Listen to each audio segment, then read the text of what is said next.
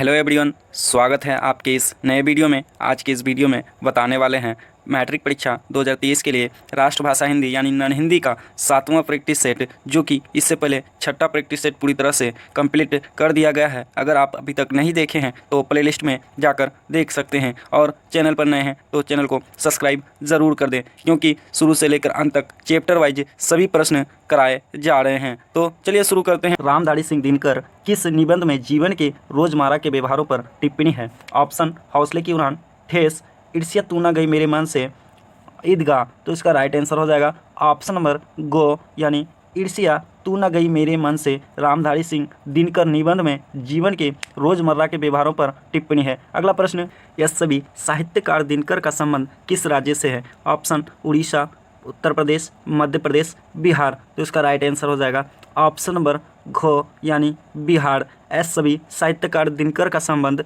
बिहार राज्य से है। अगला प्रश्न, ईर्ष्या की बड़ी बेटी का नाम है? निंदा, चिंता, राधा, सुषमा। तो इसका राइट आंसर हो जाएगा ऑप्शन नंबर को, यानी निंदा। ईर्ष्या की बड़ी बेटी का नाम निंदा है।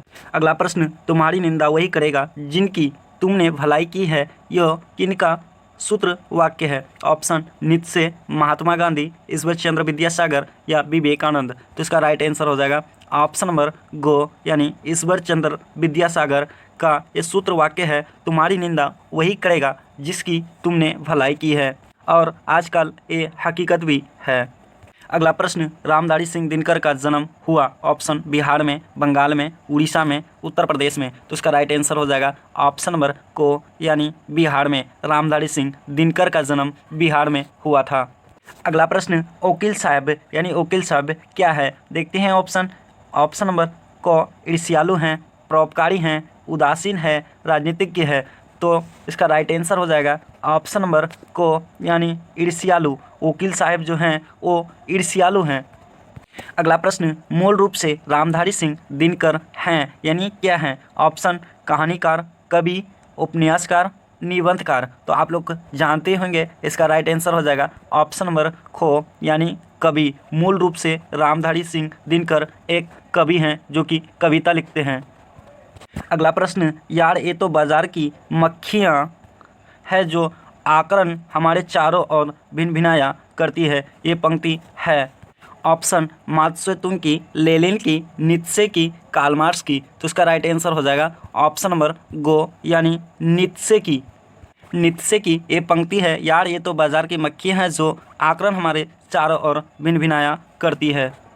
अगला प्रश्न, आदमी में जो गुण महान समझे जाते हैं उन्हीं के चलते लोग उनसे है, ये पंक्ति किसकी है? ऑप्शन नीत्शे की, लेनिन की, कार्ल मार्क्स की, महात्मा गांधी की। तो इसका राइट आंसर हो जाएगा ऑप्शन नंबर को, यानी नीत्शे की ये पंक्ति है, आदमी में जो गुण महान समझे जाते हैं उन्हीं के चलते लोग उनसे जलते हैं।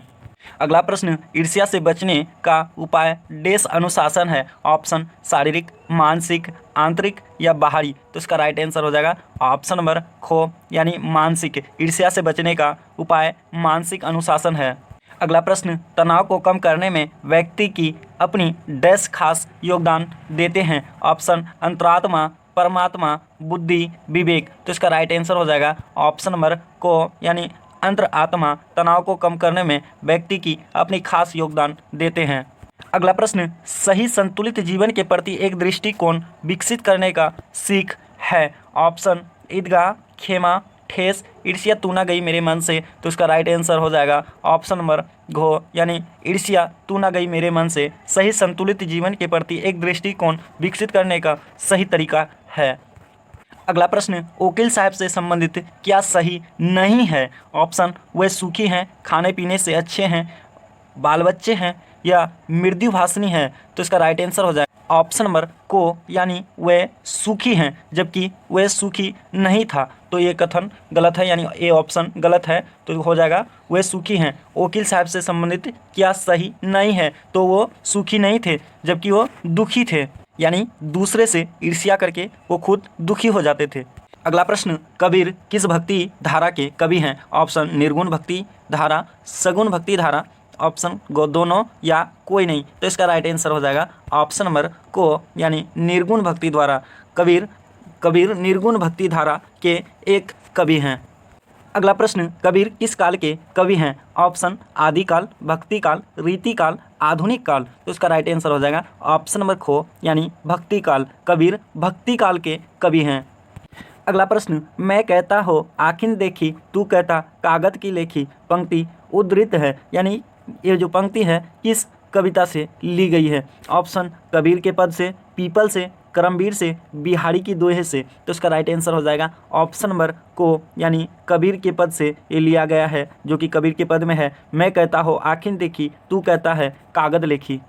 अगला प्रश्न, कागज का अर्थ है? ऑप्शन पृथ्वी, कलम, स्याही, कागज। तो इसका राइट आंसर हो जाएगा ऑप्शन नंबर घो यानी कागज यानी कागज का अर्थ है कागज।